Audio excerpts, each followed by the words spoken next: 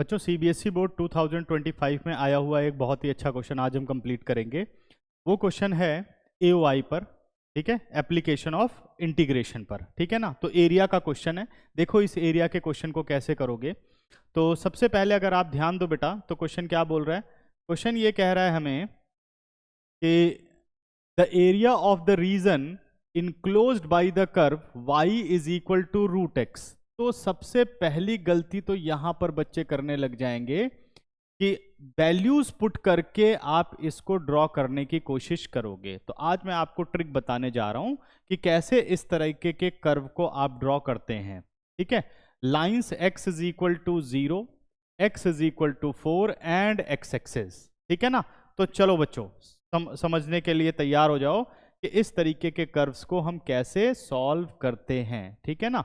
देखिए, अगर आपको क्वेश्चन दिया गया कि भाई y is equal to root x, तो आपने सबसे पहली बात रिलेशन और फंक्शन यानी फंक्शन की प्रॉपर्टी के अकॉर्डिंग आपको यह समझ के रखना है कि y की वैल्यू अगर y रूट प्रेजेंट कर रहा है तो y कभी नेगेटिव नहीं होता, ठीक है ना। तो अब हम पहचाने कैसे भाई ये कौन सा कर्व है। तो शॉर्टकट क्या है, स्क्वायरिंग ऑन बोथ साइड यानी Y square is equal to x. हम पहचान गए कि y square is equal to क्या है, एक्स है। तो वाई स्क्वायर अगर एक्स है तो ये कौन सा स्केच बन गया, ये बन गया parabola. Y square is equal to 4ax, y square is equal to 4ax।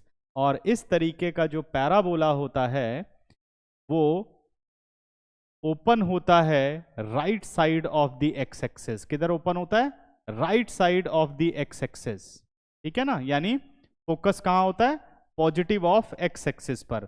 लेकिन बच्चों क्योंकि मैंने जैसे बताया कि अगर y रूट को प्रेजेंट कर रहा है तो y कभी नेगेटिव साइड नहीं जाएगा। मतलब अगर आप पैराबोला की बात करो तो पैराबोला डाउन कभी नहीं जाएगा। इसका मतलब यहां पर जो पैराबोला बनेगा सिर्फ इतना पोर्शन बनेगा।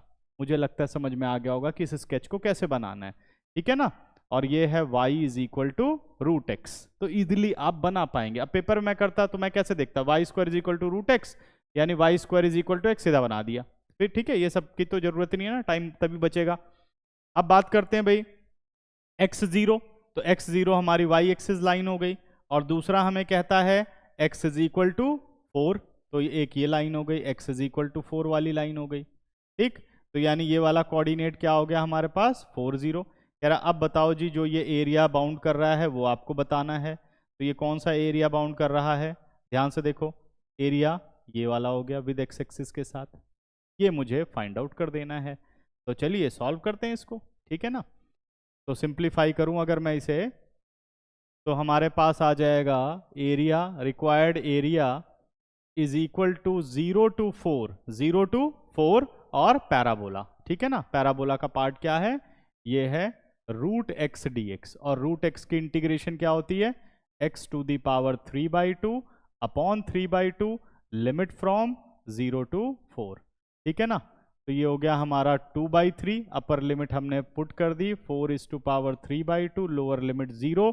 4 का रूट कितना हो गया बच्चों, 4 का रूट 2 हो गया, 2 इज टू पावर 3 8, 8 2 जा 16, तो 16/3 स्क्वायर यूनिट्स, ये इस क्वेश्चन का फाइनल आंसर हुआ, ठीक है ना, 16/3 स्क्वायर यूनिट्स, ठीक। तो मुझे लगता है कि अब ये क्वेश्चन आप लोगों को बहुत अच्छे से समझ में आ गया होगा, ठीक है ना। बहुत अच्छा क्वेश्चन है, इसे भी रख सकते हैं अपनी इंपॉर्टेंट डायरी में, ठीक है, जहां इंपॉर्टेंट क्वेश्चंस के नोट्स बनाए होंगे आपने।